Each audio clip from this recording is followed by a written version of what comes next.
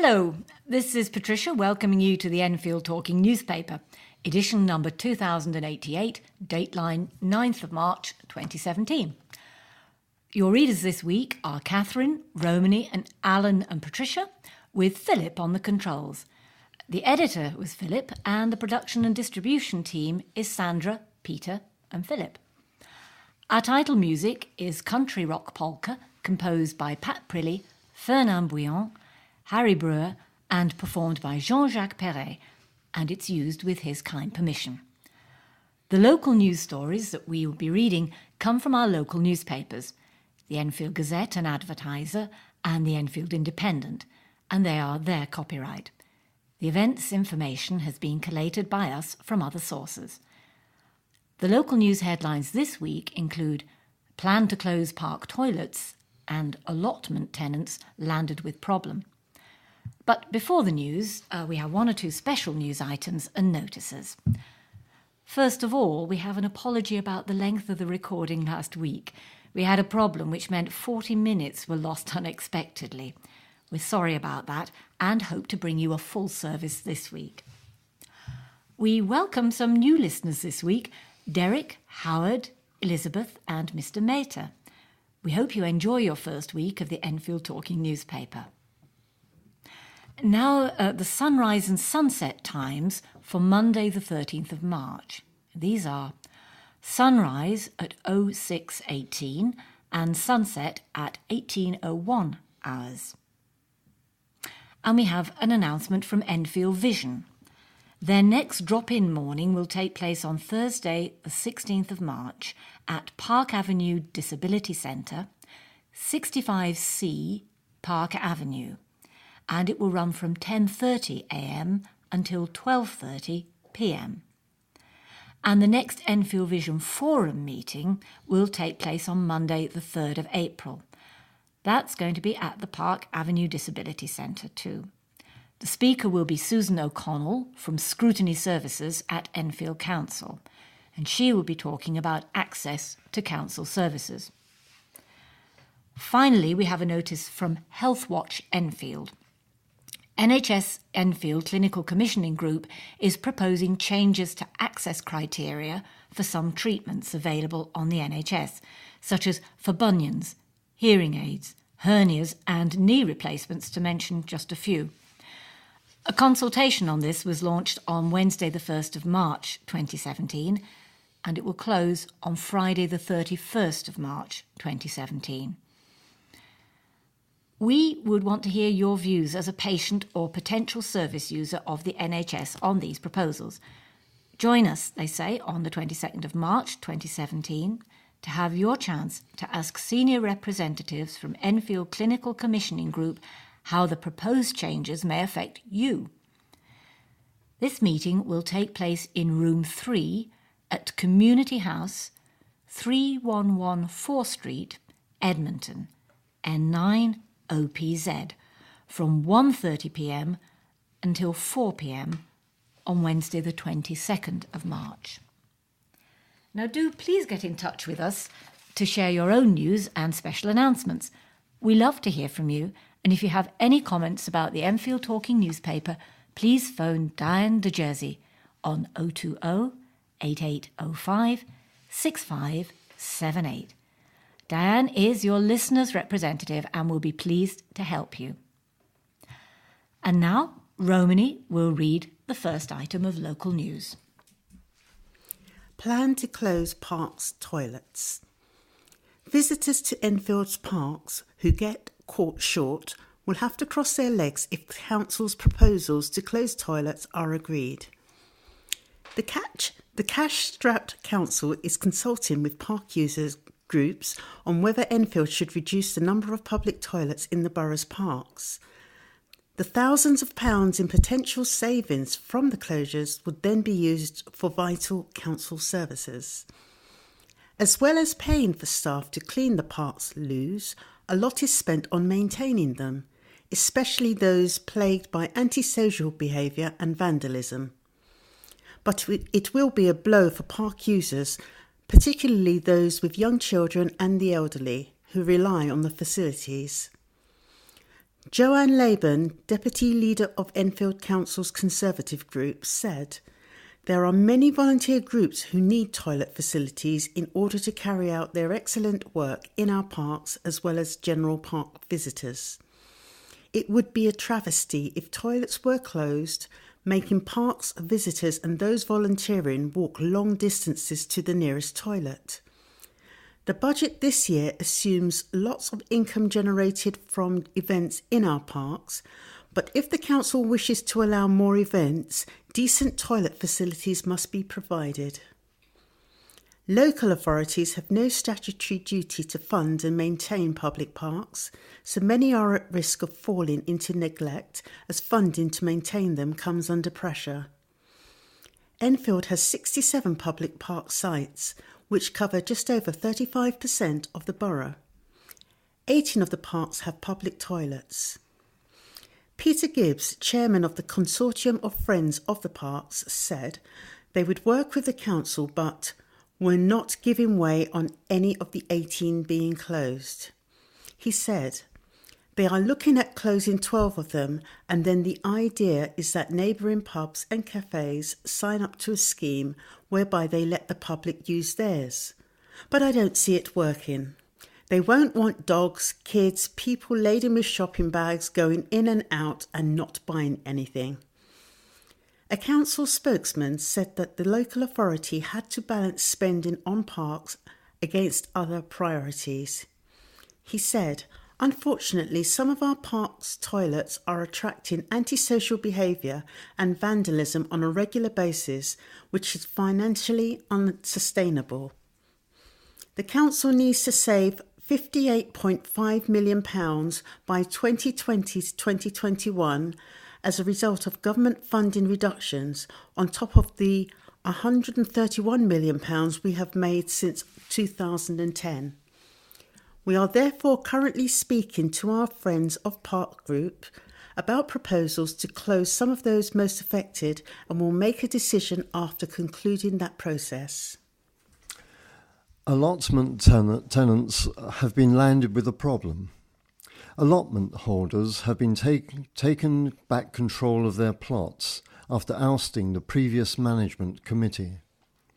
Ponders End and District Smallholders Association, that's PEDSA, was fined for repeatedly failing to submit annual returns to their regulators, the Financial Conduct Authority.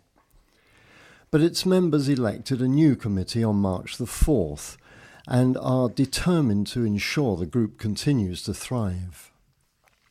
Vivian Nicholas, age 57, who was unanimously elected as the new treasurer, said, "It's been very worrying.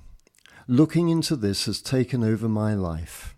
We tried to talk about our concerns, but we have just been stonewalled. It's a lovely place. People love being here, and some people are first-generation immigrants, Italians and Turkish, who do not understand the language, so they do not know what's going on. We have been trying to get people to understand what is going on at the club and what your responsibility is as a member." Meanwhile, Winston Binns becomes chairman and Laura Bradford was elected as secretary. The vote to bring in and overhaul the group was held as members of PEDSA were unhappy with the current management committee's failure to respond to their worries about the finances. Mother of one, Miss Nicholas, a trained accountant, said, "It was a very good turnout, and this vote gives us a great opportunity moving forwards. It's at the top of our agenda to get involved with other people and involve different groups, as this is a community. We want this to be somewhere that people can come and learn and grow their own food and see it as a place of education."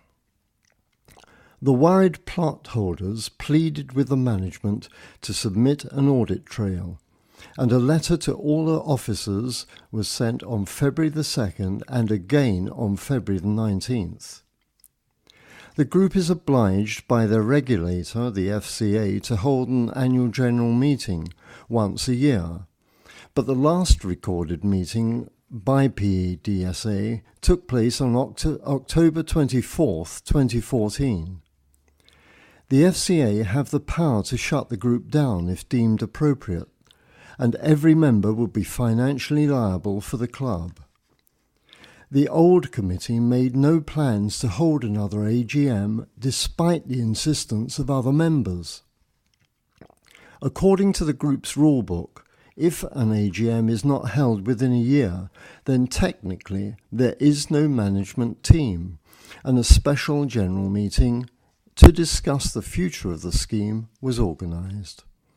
But Enfield councillor Don McGowan has since expressed his support for the new team.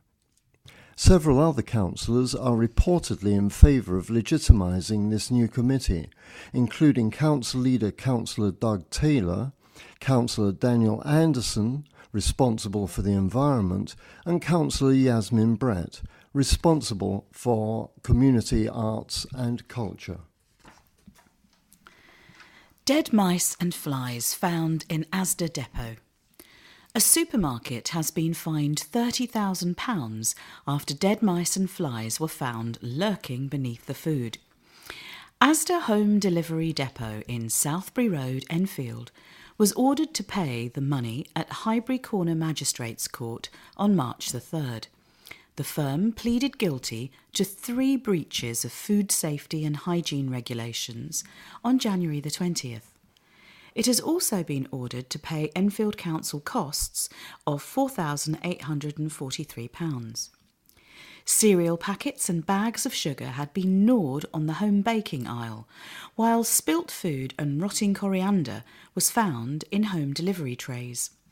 Rodents' bodies and flies were found in the bread section, with droppings found on shelves and insect shells were found beneath them.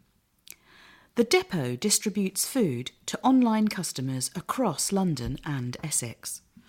Councillor Daniel Anderson for the Environment said, "It beggars belief that a national retailer would allow food to be stored in an environment where rodents are running riot.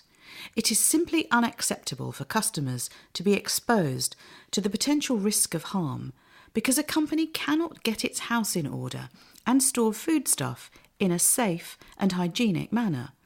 I'm therefore pleased that magistrates have taken a tough stance and issued a heavy penalty. Hopefully, it will send out a strong message to all retailers that we will not tolerate them being less than properly vigilant and ensuring their staff abide by their own stated hygiene policies to protect the health and well-being of their customers." A spokesman for Asda said the depot had invested in and improved its pest management control. He added, "The conditions found at our Enfield Home Shopping Centre in May 2016 were completely unacceptable, and we are deeply sorry that on this occasion the strict processes we have in place failed at a local level. We would like to reassure all our customers that immediate steps were taken as soon as the issue was flagged last year to restore the high standards that our customers expect from us." Sex change Lee explains how he had to live as Lisa. A former Edmonton resident who underwent a sex change returned to the borough at the weekend to launch a book about his life story. Lee David Carter was born Lisa Carter at Chase Farm Hospital in the Ridgeway, Enfield, and lived at Chester Road, Edmonton, for 19 years. The 48-year-old signed copies of his memoir, Living with Lisa, on Saturday at Waterston's bookshop in Church Street, Enfield Town. By the age of 41, Lee was so overwhelmed with the feeling of being trapped inside a woman's body that he made the decision to have gender reassignment surgery. He'd always felt that he was born in the wrong body and couldn't identify himself as female. He left the then Salisbury Secondary School in Turin Road, Edmonton, at the age of 16 and studied at what was then Southgate Technical College in High Street, Southgate, during the 1980s. While setting up a cleaning company in his 20s, Lee performed at Southgate's Chicken Shed Theatre in Chaseside. My sexuality made it difficult to fit in, but acting was a way of escaping, he said. He described his torment as gender dysphoria, a condition when a person is distressed because their gender identity and biological sex are different. Growing up with a sister and a brother, Lee was more prone to playing stereotypical boys' games, which he says was a beginning of his condition. While my sister was playing with dolls, I was climbing trees and playing football with my brother and his friends, he recalls. He said it was very difficult to talk about his condition when he was growing up during the 1970s and 80s, a time when those issues were rarely or never spoken about. Before his operation, Lee had physical relationships with women but didn't identify himself as a lesbian. I always felt like a man and dated straight women. I didn't see myself as a lesbian, he explained. He described waking up each morning as a woman as painful and hated having a female body. He bandaged over his breasts so that they weren't visible through his clothes. After being referred to a doctor for gender reassignment surgery, Lee had to be assessed to ensure he was mentally fit for the transition. He had to live as a man for a year before surgery started and was given hormone replacement therapy injections to promote testosterone.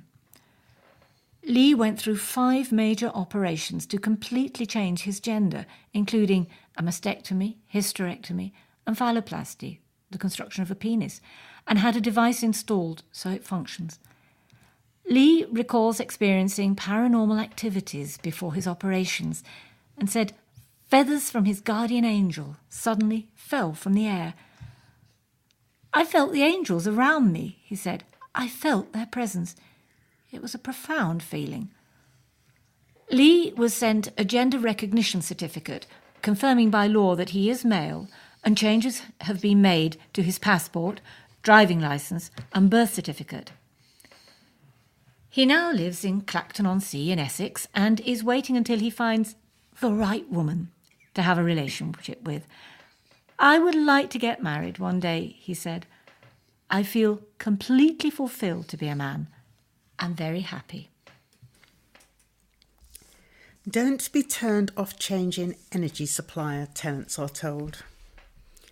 Residents are being urged to shop around for cheaper energy deals after research revealed that Enfield customers were amongst the least likely to switch supplier. A study carried out by Citizens Advice Enfield found the borough had the 4th lowest energy supplier switching rate in England between October 2015 and September last year.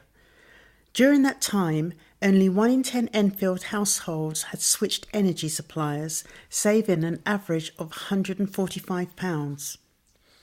The charity believes one reason for the low rate is because tenants in rented homes do not realise they can often change suppliers without permission from their landlord. It also said people were unaware that energy suppliers rarely charge termination fees for moving house. Citizens Advice Enfield's energy champion, Evelina Petrukovic, said that residents could save money if they considered other suppliers. By staying with the same energy supplier year after year, people in the area could be losing out on hundreds of pounds, she said. Switching to a new energy deal can help people make substantial savings on an essential living cost, but residents in Enfield aren't switching enough. The charity offers help to compare energy prices and to work out better deals for homeowners and private renters. To use its online price comparison tool, visit http://www.enfieldcab.org.uk. Malcolm's taking over as college's principal. A replacement has been appointed to succeed Dr. Steve Dobigin, the long-serving principal of Enfield's renowned Capel Manor Horticultural College. Malcolm Goodwin will take over from Dr. Dobigin, who is retiring at the end of July after 35 years as head of the college in Ballsmore Lane. Mr. Goodwin, who is the college's deputy principal, was chosen from a strong field of candidates by Capel Manor's governors. He said he was excited to be taking the helm. Capel Manor is unique and a very special college that provides opportunities for the young and not so young alike to get into land-based industries, he said. I'm looking forward to improving the opportunities and outcomes for students and supporting London's needs for land-based skills. Dr. Dobigins said that he was sad to be leaving the college, but felt it was right after time to take... He was sad to be leaving, but felt it was the right time to seek new challenges. The staff, students and supporters I have worked with have made my time here relatively easy, he said. It has been like conducting an orchestra, which includes all the best musicians in the country. MP wins schools sex ed classes campaign. Sex and relationship education classes are to be made compulsory across the UK schools following a successful campaign by MP David Burroughs. The MP for Enfield Southgate led a cross-party campaign with Basingstoke MP Maria Miller galvanising support from more than 40 MPs, calling on the government to impose the changes. The government has announced that children from the age of 4 will be taught about health and safe relationships. New measures will be introduced as part of the Children and Social Work Bill. The education will be appropriate to age and religious background and will command support from a wide group of children and relationships campaigners and faith groups, said Mr. Burroughs.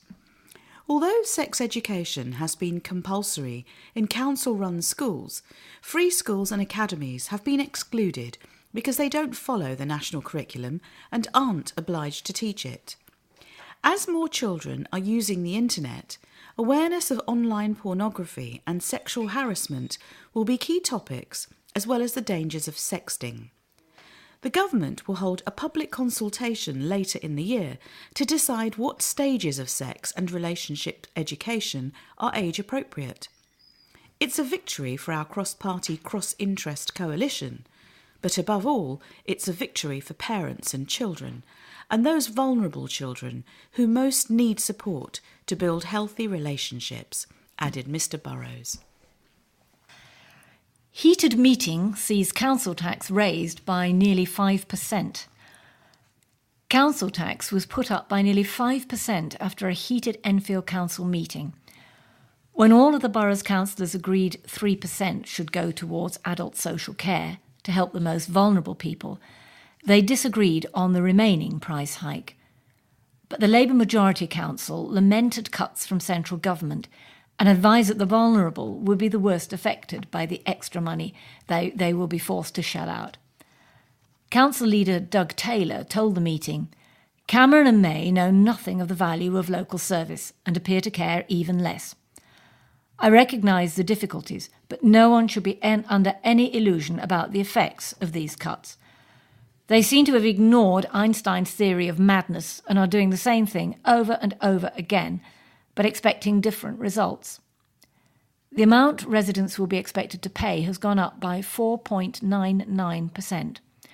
This is legally the highest a council can increase council tax without putting it to the vote for residents." But the opposition focused on the Copeland by-election, where the once Labour stronghold in Cumbria voted in a Conservative MP for the first time in 80 years. Leader of the opposition, Councillor Terry Neville, said, "The main party in this chamber is living on borrowed time. Half of you will be ousted when momentum gets a grip. Cuts to services could have been better managed or avoided altogether in some cases." Although the Conservative Party criticised Labour heavily for financial mismanagement, they didn't bring an alternative budget. The meeting was held at the Civic Offices Enfield last Tuesday night. The bitterest dispute of the night was regarding the closure of the Edmonton Job Centre, 4 Street, in favour of keeping the more modern centre on Alderman's Hill in Palmer's Green open. Unemployment in Edmonton is higher than the rest of the borough, and there's a higher population of black and ethnic minorities. As tensions ran high, Councillor Neville was told to sit down as Mayor of Enfield, Bernadette Lapage, scolded him for inappropriate behaviour and chastised other councillors who cheered "well done" at her handling the situation.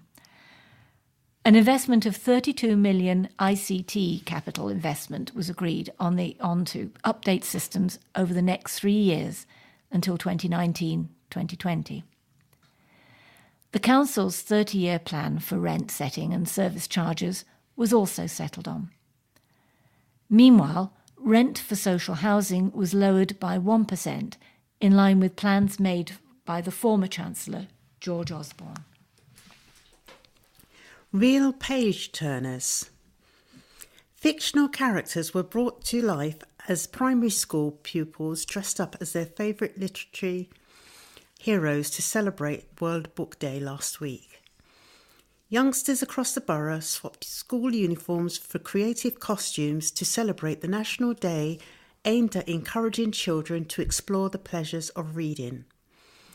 The reading theme coincided with George Spicer School's Pick a Poem Week, which involved children exploring poetry such as narratives at their school in Southbury Road, Enfield. Their book character costumes ranged from Jack and the Beanstalk to the Cat in the Hat's mischievous characters Thing 1 and Thing 2.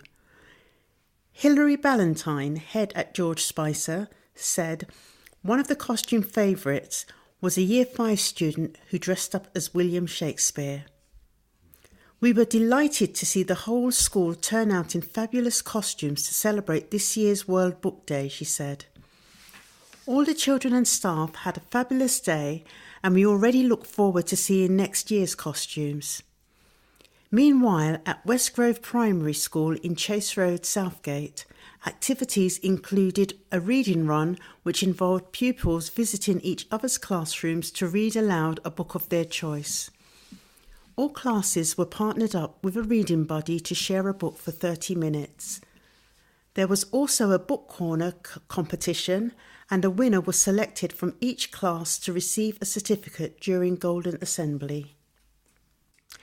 Katie is leading the way in geography.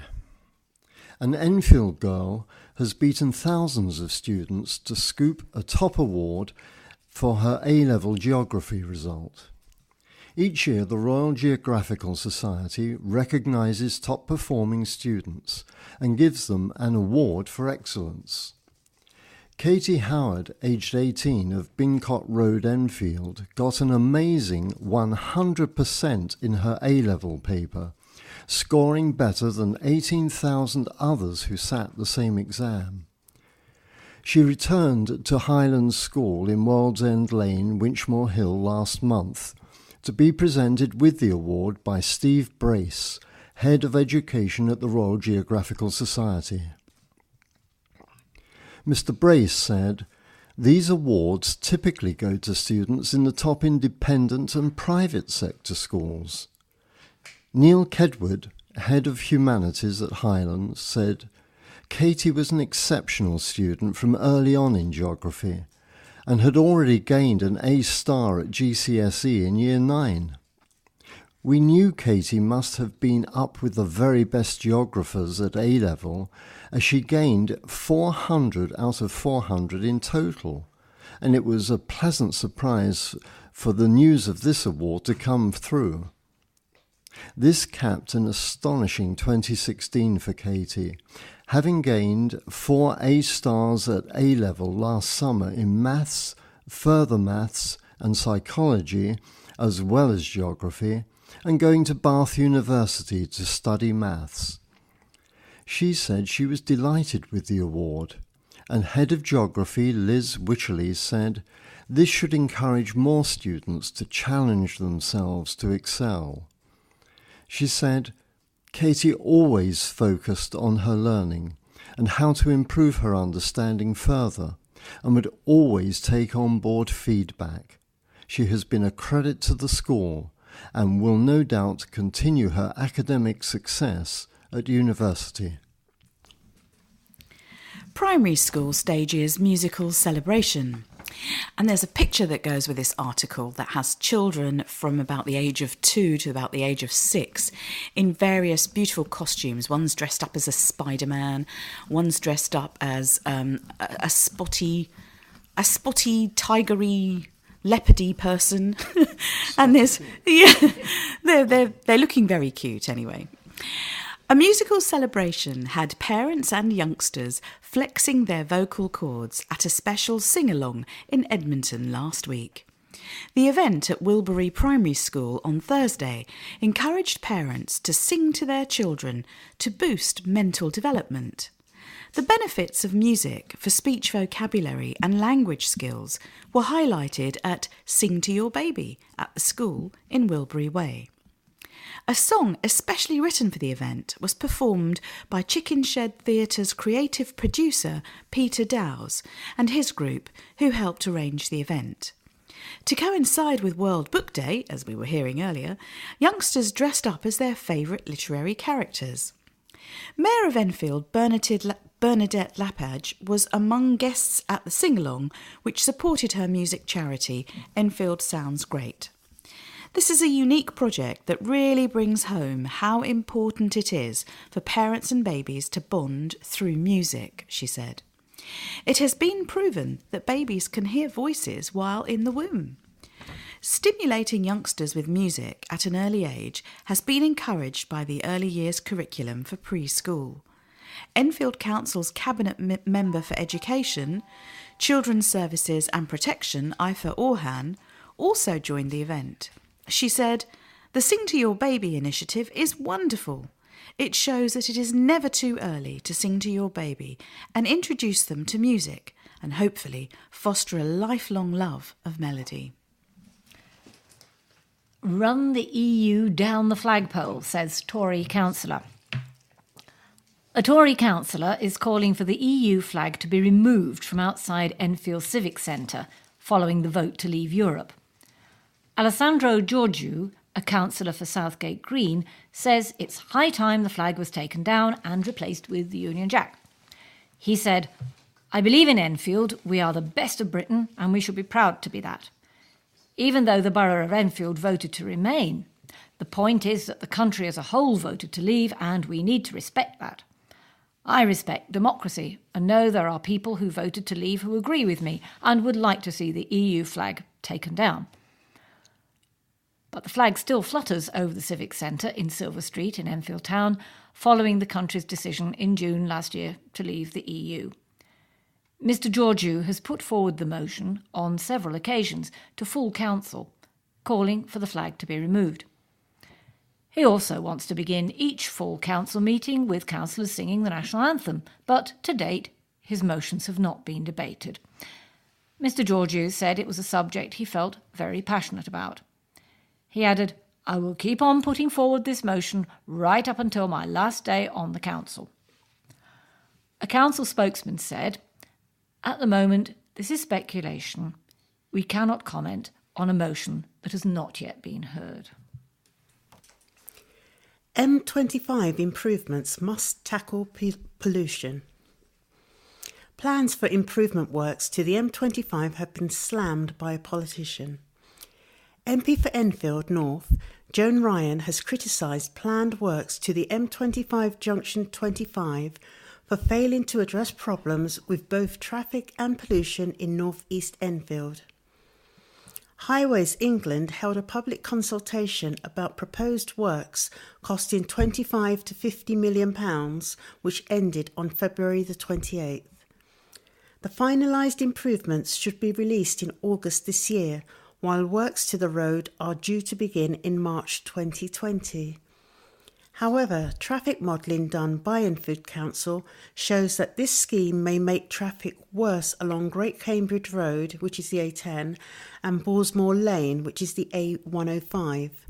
Currently, anyone wishing to go from one to the other needs to pass across Junction 25 of the M25, as there is no alternative route. Opponents argue that the proposed Northern Gateway Access Package, which is in brackets NGAP, linking the Mollison Avenue, which is the A1055, with the A121, would ease this congestion and be able to provide access to and from the M25 by junction 26.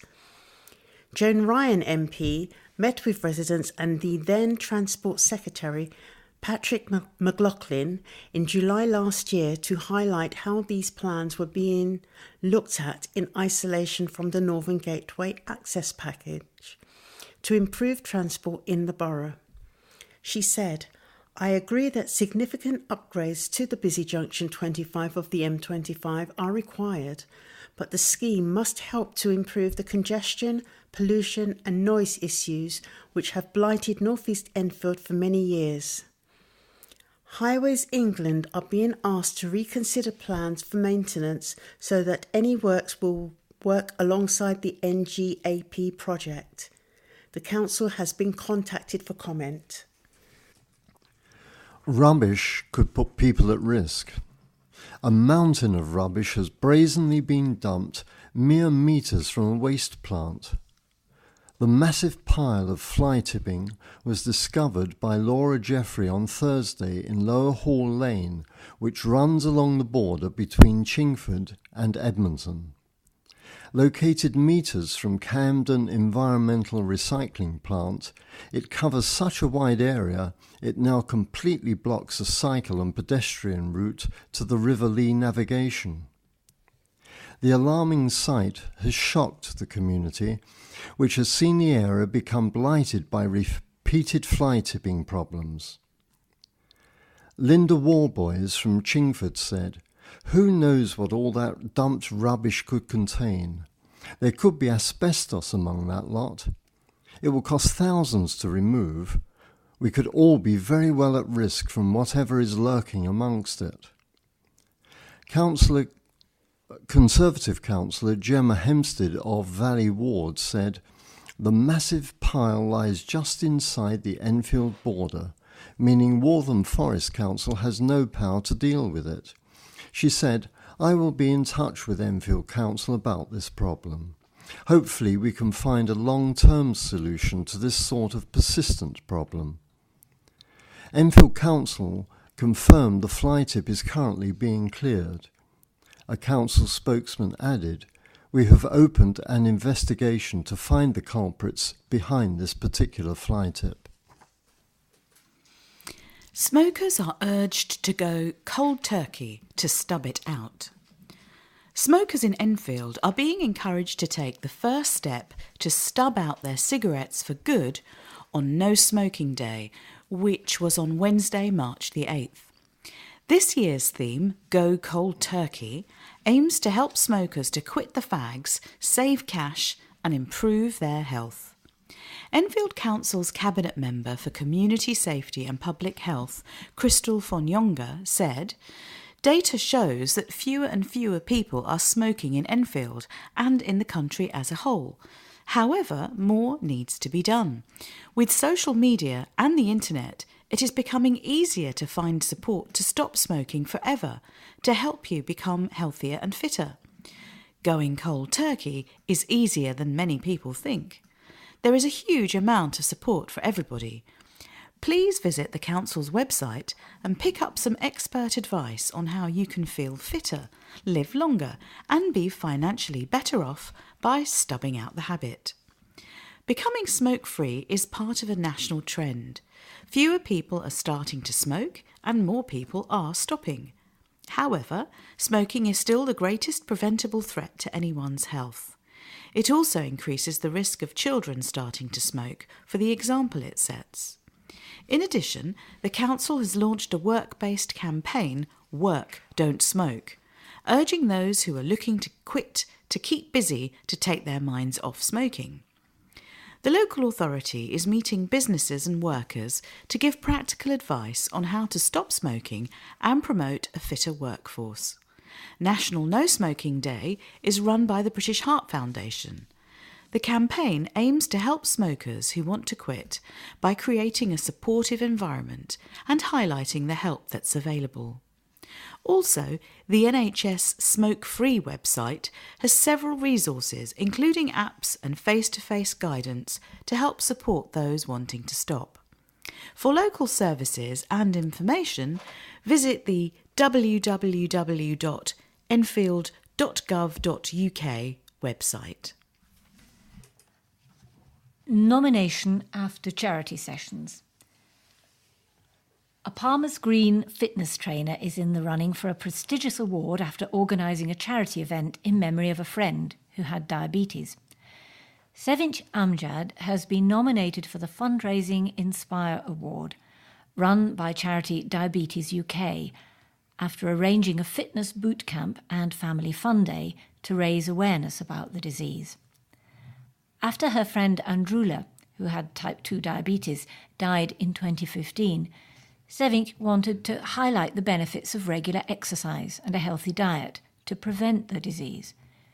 Sevinch arranged a mixture of fitness sessions and activities at the event last September at Westlea School in Hazelbury Road, Edmonton. Andrula, who died at the age of 76, was a mother of Sevinch's best friend, so her main focus of the event was to prevent the disease from affecting other families. "I lost a really good friend," said Sevinch. "It was like losing my mum, and I've never lost anyone before." Experts from Diabetes UK gave talks on the seriousness of the disease and advice on how to reduce the chances of developing it. Sevinch works as a personal trainer and nutritional advisor and knows how important it is to have a balanced lifestyle. "People need to keep mentally healthy and positive," said the 47-year-old. "If they're having a bad day, exercise can really help. It releases endorphins and makes you stronger." Sevinch also gave tips on healthy eating as well as fitness sessions, and there were Zumba dance workouts and yoga. Children's activities included face painting, a bouncy castle and football. A total of £1,817 was raised on the day. "People take their health for granted and they need to take care of themselves," added Sevinch. She will be attending the Inspire Awards ceremony later this month in central London, where a panel of judges will decide on the winner.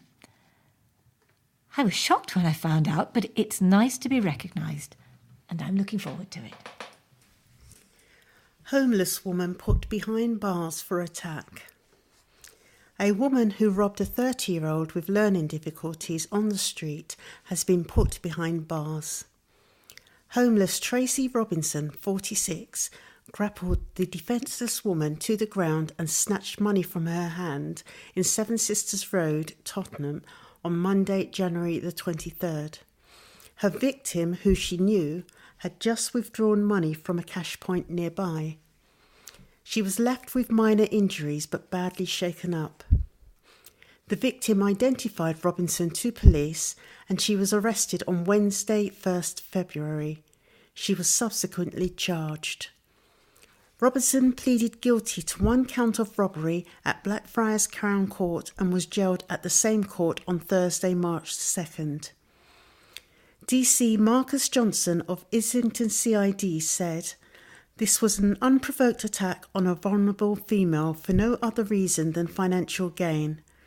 Had it not been for the early guilty plea, the victim would have had to attend court and recount her traumatic ordeal. The sentence imposed has reflected the early guilty plea entered by Robinson. For your information, this news item does not mention the length of the sentence given." Spring Clean clears up a load of rubbish. Abandoned toys and part of a broken television were some of the discarded items thrown out in Albany Park by litterbugs too lazy to dispose of them properly. A dozen volunteers from the Enfield Society collected bulky items of waste on Saturday, along with 26 bin bags of rubbish as part of the Great British Spring Clean, the country's biggest community clean-up. Working in Albany Park, Enfield Lock, and along the footpath leading over the railway line towards Mollison Avenue, they picked up empty bottles and crisp packets with the aim of cleaning up the borough and making it a more beautiful place for everyone. Nigel King, who leads the Enfield Society's Cleaner Neighbourhoods group, said, "Litter is a blight on our environment. It has an adverse effect on our quality of life, especially in urban surroundings where we all live close together. So many people casually discard their rubbish in our streets and parks with no thought as to how this spoils our neighbourhoods for the rest of us."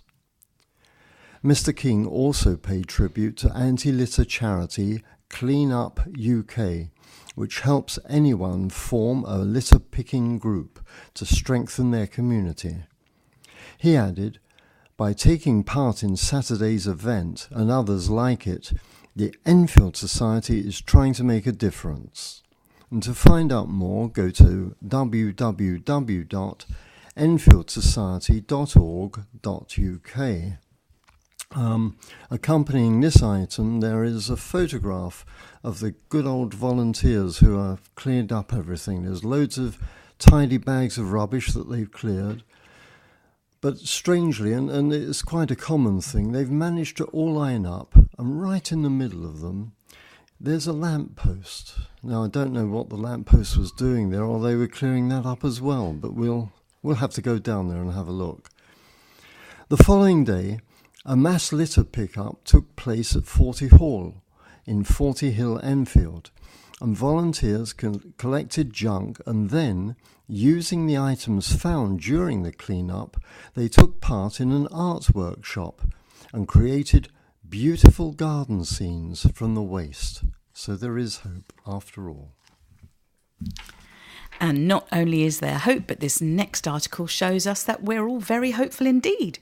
Enfield residents are UK's most satisfied. If you're feeling good about your life, then maybe it's because you live in Enfield. Strange but true, because the borough has the most satisfied people in the UK, a report says. Enfield's 330,000 residents have topped a survey of well-being. A new study, based on data from the Office of National Statistics, has revealed the places in the UK with the largest gaps between those who are struggling and those who are most satisfied with life. More than 150,000 people across the UK, including several hundred from Enfield, answered 4 questions by the study organisers, What Works Centre for Wellbeing. On a scale of 0 to 10, people were asked, how happy did you feel yesterday? How satisfied are you with your life nowadays? To what extent do you feel the things you do in your life are worthwhile? And how anxious did you feel yesterday? And once all the responses were analysed closely, it turned out that Enfield has the smallest gap between those who are unhappy and those who are satisfied. This meant the survey concluded that Enfield wasn't necessarily the happiest place in the UK, but the most satisfied. Places like the depressed South Wales valleys or once powerful industrial areas have the biggest gap. The research also suggests that areas with the biggest overall differences in well-being were more likely to vote to leave the EU. Enfield voted Remain in last June's referendum by 56 to 44%. The report's writers said, well-being, put simply, is about how we are doing. People tend to rate their well-being based on a huge range of factors, including health, education, income, relationships, crime, and employment. This means that a well-being inequality measure provides much richer information than a more narrow focus on income inequality. It has long been recognised that measuring people's income or income inequality does not tell us the whole story about how their lives are going. In recent years, more attention has been paid to measuring average well-being instead, as this gets closer to the real experience people have of their lives. But this report is the first to measure well-being inequality, which can pinpoint those places where there is the greatest disparity between those who feel satisfied with their lives and those who do not. Researchers hope that their research across the 143 councils in England, Wales and Scotland will help officials pinpoint what they can do to reduce the well-being gaps in their area. So be happy that you live in Enfield. Ah, that's comforting. And now some more good news. A couple still sparkle for their 60th anniversary. A couple... Sorry? Of what? Oh, well, I'll tell you. It's their wedding anniversary, which I think is golden? No? Anyway. The couple who still have a sparkle in their eye celebrate their diamond wedding anniversary this month, 60 years. Terry George, 82, is celebrating his 60-year marriage to Barbara George, 81, on March 31st. Barbara said, "We had no idea that it would go on for as long as it has. We're no different." I think she's saying that in a positive way. She says, "We're no different from anyone else. We argue, but then we come back to normal again." Normal for Enfield, obviously, happy. But the couple have stayed together through tragic circumstances. In 2000, their daughter Tina and her son Daniel moved in with them. Tina had MS and died of colon cancer just the following year, 2001, age 38. Daniel is now 30 years old and he works as a tube driver. He continued to live with his grandparents, Terry and Barbara, until marrying his wife, Christina. Barbara sadly has the same genetic condition that affected her daughter and has had 3 operations to treat it. And she's also had rheumatoid arthritis. Husband Terry said, "She puts up with all this pain and agony without complaining. We're a close family, and they're there to help us if we need it. I think that going through all this brought us closer together." The pair met at a dance in Haverhill in Suffolk when Terry was based at RAF Stradishall during his time in the armed forces. They were engaged in 1955, and Barbara moved from Suffolk to live with Terry in Edmonton. They married in 1957 at St Stephen's Church, Village Road, Enfield, and honeymooned in Westcliff-on-Sea. When asked what she loves most about her husband, Barbara said, "I could ask anyone, they would say how lovely he is. I don't know where I'd be without him." How do you put that on an index? Well worth the discomfort. Scouts who spent a night sleeping rough to experience what it's like for those living on the streets have raised £2,813 for a homeless charity. Members of the 22nd Southgate group staged a sponsored sleep-out for homeless charity The Passage, which runs a central London centre and hostel caring daily for up to 200 rough sleepers. The 23 scouts, aged between 10 and 14, slept out in cardboard shelters and makeshift tents they had constructed in the grounds of Our Lady of Lourdes Church in Bowes Road, New Southgate, one freezing December night just before last Christmas. The group meets in the church hall and a cheque for the amount raised has been presented to Andrew Hollingsworth, Business Director of the homeless charity, during a special ceremony in the church. And contributing to the total sum were the proceeds of another fundraising activity by the Scouts, who helped pack customers' shopping bags at the tills of Morrison's supermarket in Alderman's Hill, Palmer's Green. The Scout group's proud leader, Chris Nagel, said, "The event gave our Scouts a first-hand experience of surviving a night with nothing more than a cardboard shelter they had built themselves. We were very proud of their willingness to sleep out in what was a cold night and experience a little of what life is like for people much less fortunate than themselves." Mr. Hollingsworth said, "The Passage was truly grateful for the Scouts' generous support. Last year, for example, we helped 127 people to end their homelessness through return to full-time employment," he said. This is only possible with support of many people and groups across Greater London. Through their generosity, the Southgate Scouts join in our mission to provide resources which encourage, inspire and challenge homeless people to transform their lives. Thousands march for the NHS. Campaigners fighting the government's cuts to the NHS turned out in their hundreds of thousands at a national rally. Waltham Forest Save Our NHS joined 250,000 protesters on Saturday, March the 4th, at a march from Tavistock Square to Parliament Square. The rally was organised by Our NHS to highlight the risks of the £20 billion worth of cuts scheduled by 2020. Members of Waltham Forest Save Our NHS protested the Health Secretary's plans to charge foreign patients for non-urgent medical treatment from April. Jeremy Hunt said the plans to tackle health tourism will ensure overseas patients make a fair contribution, just as the British taxpayer does. But organiser for Waltham Forest Save Our NHS, Jim Fagan, said the plans are the government's way of distracting the public from cuts.